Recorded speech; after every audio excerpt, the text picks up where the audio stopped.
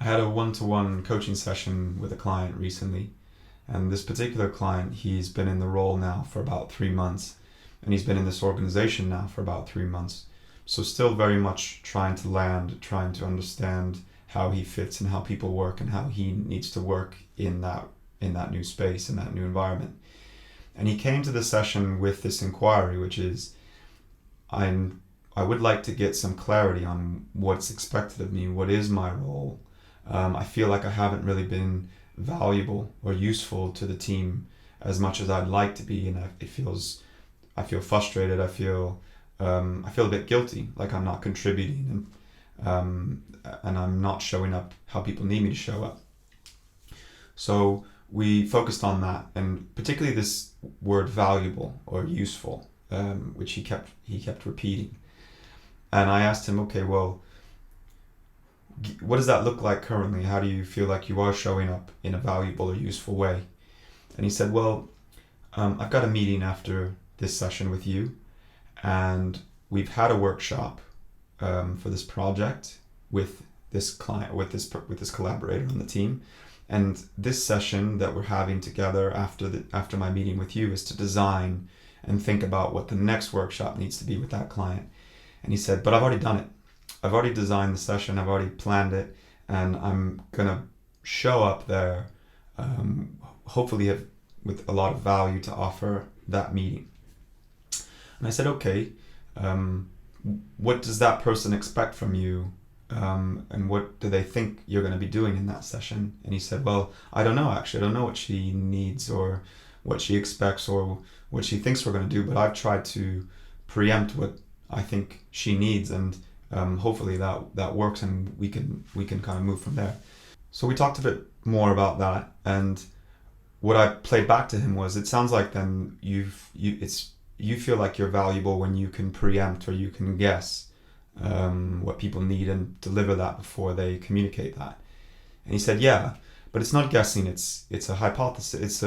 It's a hypothesis. It's an educated guess. I get a sense of what people need and who they are, and I deliver that.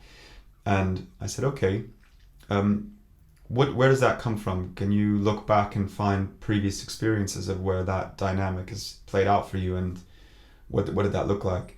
And he said, well, yeah, in my previous role in another organization, my director would ask me and the people in my team what we needed. How could she show up to support us, to help us do our job better? And he said, I would get really frustrated, and I found it really unhelpful, because then I'd have to go away, make a list, come up with a collection of things that she could support me with, and then I'd have to communicate that to her. And he said it just didn't work. It didn't feel like it was a useful way to support and show up for people. And I said, okay, tell me about that. What is that frustration or that anger? Where does that come from? What do you actually need in that moment? And he said, well, it's the same thing. I just need her to know what I need, and I need her to deliver that without me communicating it. And because that's what I do for people, and that's what I expect people to do for me. And I said, oh, yeah, so in that role and previous experiences, previous relationships, you've had to be in service of people, and you'd had to do that in a way where you'd have to preempt, or you'd have to guess, or you'd have to mind read what people needed in order for you to be okay and for them to be okay. And therefore now that's what you expect. You expect actually that people guess what you need and deliver that. And what he was describing in that moment was his relationship to most likely his primary caregiver, his parents, and the role that he had come to know in being useful or delivering affection or value or care or taking care of people meant mind reading. And what he had realized was that he was making an assumption about not only how he sees the world and how he communicates needs, but also about how other people around him and his team might communicate their own needs and what they need in relation to him and how he delivers in his role. And I asked him, well, what now with this insight are you going to do, and how are you going to take this forward? What are some actions you have and some things you need to do? And he said, well, simply I've made a lot of assumptions. I need to just put it on the table. I need to simply have a discussion with my director currently and the team about what I think I need to do to be useful and to be valuable. And the assumption I have about that, and also inquiring into what they need and how they communicate their needs. And he said, yeah, I need to do that, and maybe I'll even do that in this next session. I've created this design and this plan for this workshop, but did you want to be part of that process? Is that important for you to create that with me? How are you feeling that I've shown up with this thing already made?